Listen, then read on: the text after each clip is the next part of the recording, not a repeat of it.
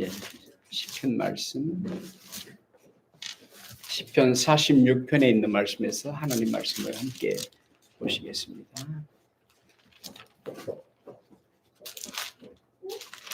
시편 46편입니다. 제가 가진 성경은 구약성경 835페이지인데요.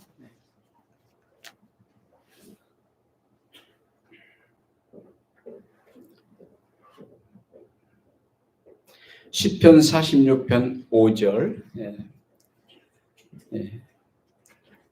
Old Testament Psalm, chapter 46, verse 5.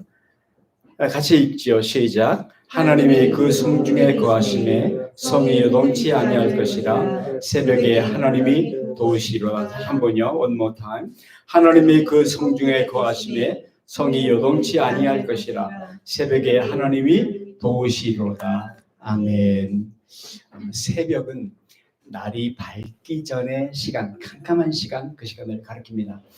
영어권에서는 early morning, 매우 빠른 아침이라는 단어보다 좀 다른 단어로 이 새벽 시간을 표현하고 있습니다. 매우 캄캄한 시간을 가리켜서 새벽이라 말하죠. 이 새벽 시간에 예수님의 새벽 시간, 그 예수님의 새벽 시간을 마가복음 11장 35절에는 이렇게 기록을 했는데요. 모두 함께 같이 읽으십시다. 새벽 오히려 미명에 예수께서 일어나가 한적한 곳으로 가서 거기서 기도하시더니, 예수님의 새벽 시간은 usually, 뭐 항상 그렇게는 안 하셨겠지만 usually 예수님의 새벽 시간은 하나님 앞으로 나가는 시간으로 삼으셨습니다. 우리 신자의 새벽 시간, 눈을 뜨고 첫 번째 해야 하는 일도 역시 하나님을 만나는 시간, 하나님 앞으로 나가는 시간으로 삼으면 참 유익이 있겠다, 이렇게 생각이 되어집니다. 독일의 그 본 헤퍼 목사님, 히틀러에게 이렇게 항거했던, 레이스트했던 그 본 헤퍼 목사님이 실패한 하루, 어떤 날은 실패하는 하루가 있잖아요, 우리들도. 그 하루는 종종 새벽 기도의 소홀함에서 비롯되었다. 그렇게 회고록에서 썼어요. 당신의 실패한 하루는 종종 많은 경우에 새벽 기도의 소홀함에서 시작되었다. 중요성을, 새벽의 중요함을 강조했죠. 오늘 우리가 함께 읽었던 시편 46편은 47편, 48편과 함께 같은 역사적 배경을 가지고 있습니다. 역대하 32장이겠는데요. 이 2장 말씀을 보면 아수르 제국의 왕, 아시리아의 왕 산헤립이 유다 나라를 침략했을 때 그 상황을 배경으로 하는 말씀입니다. 지도를 한번 보십시오. 다음 아수르가 어디냐면 이 아시리아인데, 지금으로 말하면 이라크, 이란 남부, 근데 이 아시리아가 제국이라는 것은 본성적으로 이렇게 나라를 팽창시키려는, 땅을 많이 차지하려는 그런 나라를 가리켜서 제국이라고 부르고 있는데, 아시리아가 이제 아수르의 수도가 나왔죠, 니누에. 그러니까 지금은 터키 땅인데요. 터키 땅인데 동양과 서양을 이렇게 연결하고 있기 때문에, 유럽과 아시아를 연결하기 때문에 돈을 많이, 무역 장사를 통해서 돈을 많이 벌었고 나라의 힘이 강해졌으며, 이제 애국까지 먹으려고 하다 보니까 요 유다 나라가 전쟁 통해 많이 휘말리게 되었습니다. 아수르가 얼마나 강하고, 그 고대 역사를 연구하는 사람들의 그 구조, 벽 그림들을 보면 굉장히 잔인한 그림들을 발견하고 그런 특성들을 가지고 있었는데, 그 나라가 쳐들어오는 그런 상황이에요. 그 위태로웠던 상황을 시편 46편 1절 3절 다시 보여주시겠어요?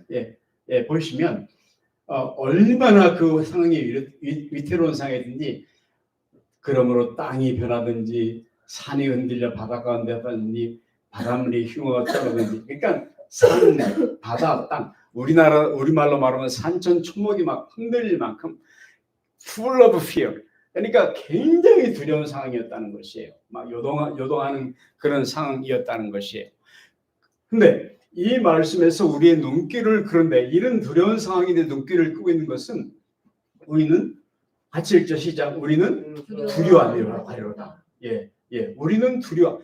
이 말씀이 우리에게, 신자들의 가슴 속에 이 말씀이 눈길을 뜬 거예요. 근데 이유가 있겠죠. 까닭 이게 두려워하지 이런 상황에서 두려워하는 까닭은 무엇입니까? 하나님은 같이 있죠. 시작. 하나님이 우리의 피난처고 힘이시며 환난 중에 만날 큰 도움이시기 때문에 그러므로 어려움, 고난, 뭐 상황 막 이렇게 막 그 천지가 요동하는 상황이 오지만 두려워하지 않겠다. 두려워 아니로다.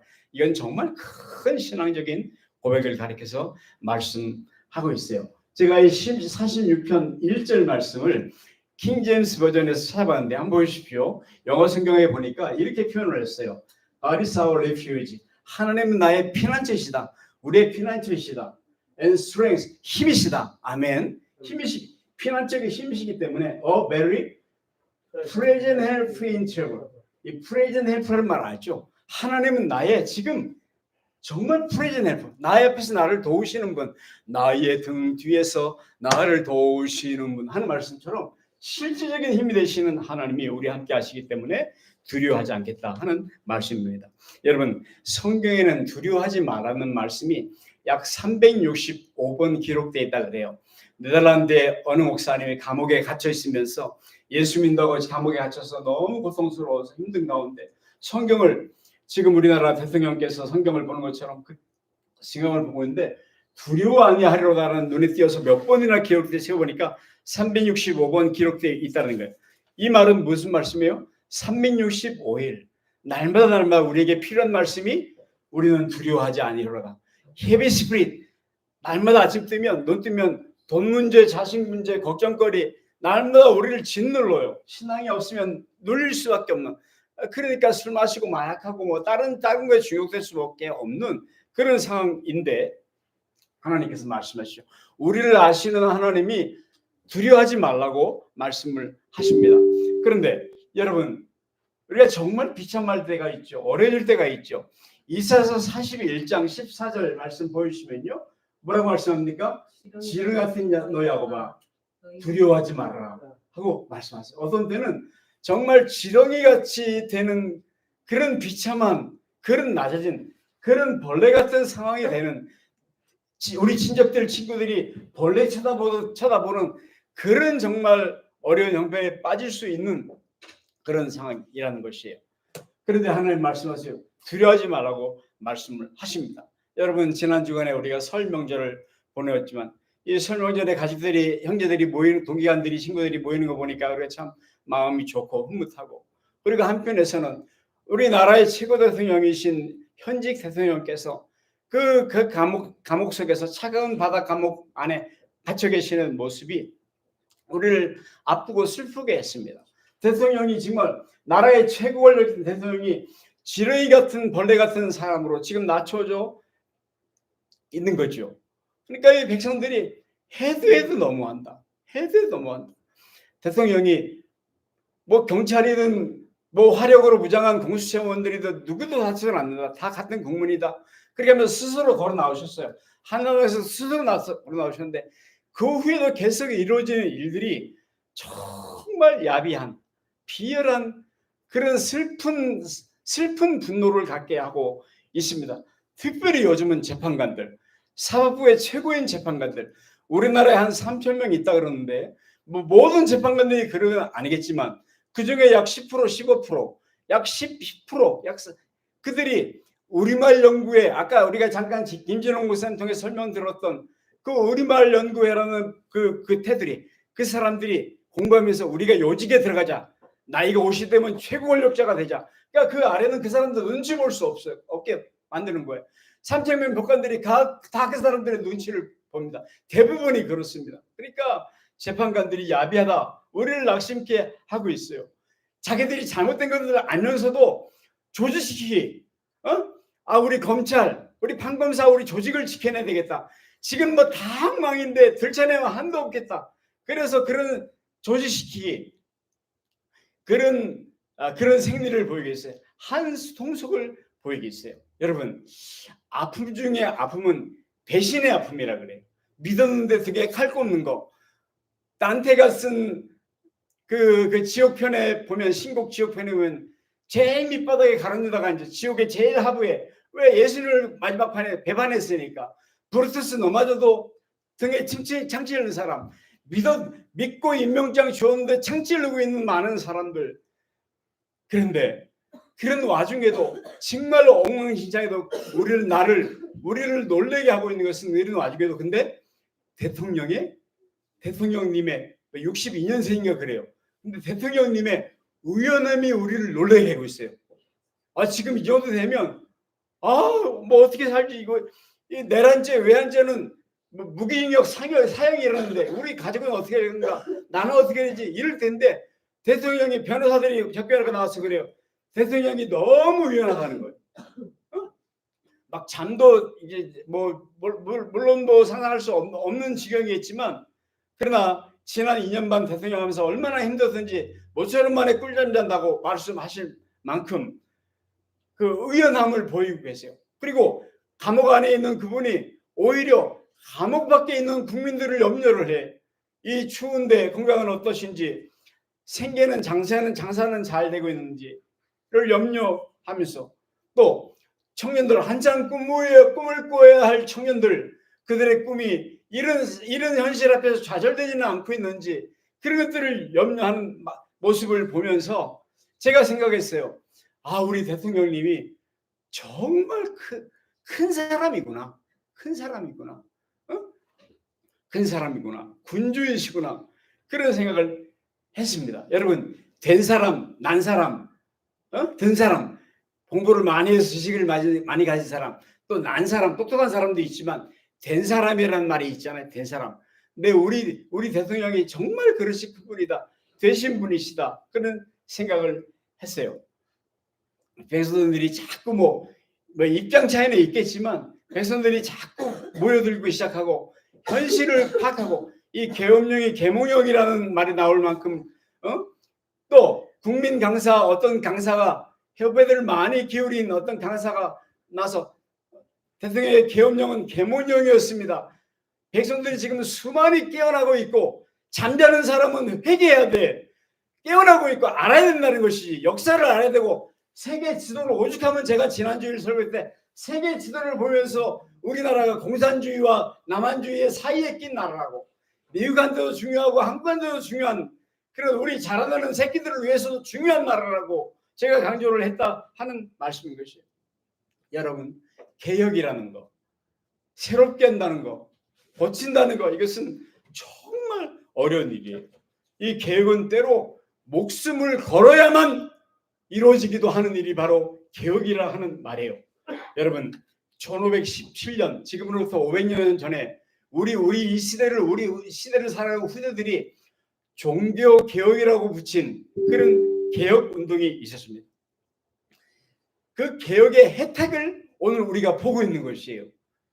그때 마르틴 루터, 존 칼빈, 주빙글리 이런 사람들이 종교 개혁을 일으켰는데 레시스트 했는데 어게인스트 했는데 어디에? 로마 카톨릭에. 이분들이 그때 하지 않으면 지금도 우리가 이렇게 성고를 긋고 마리아한테 절하고 지금 들어야 되고 성경이 아닌 주교들이 전하는 얘기들만 교황청에만 들어야 하고 하는 엉터리 신앙 구원받지도 못할 엉터리 신앙을 우리가 가지고 있을 것이었다는 말이에요.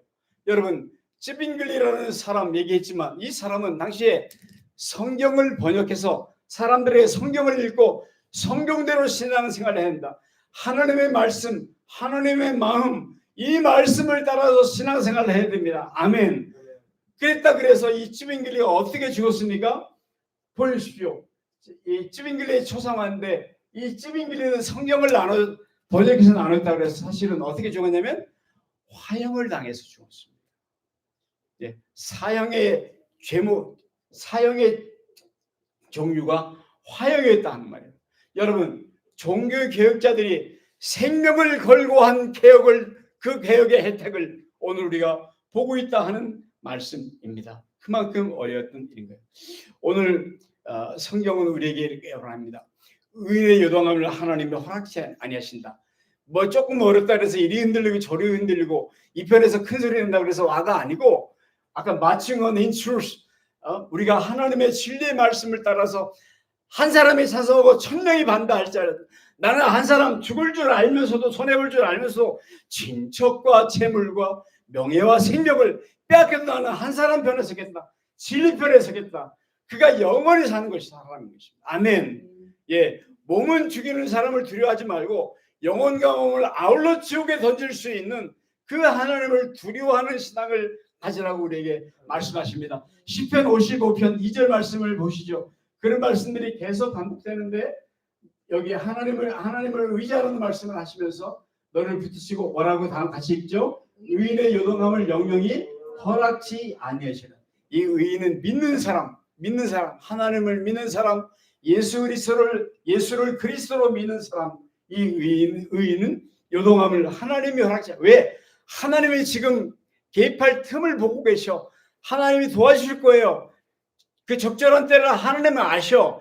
그렇기 때문에 미리 흔들려 버리면 기회를 잃어버리고 나중에 늦게 오고 그러는 것들이 있는 것이에요. 그래서 요동치 아니한다.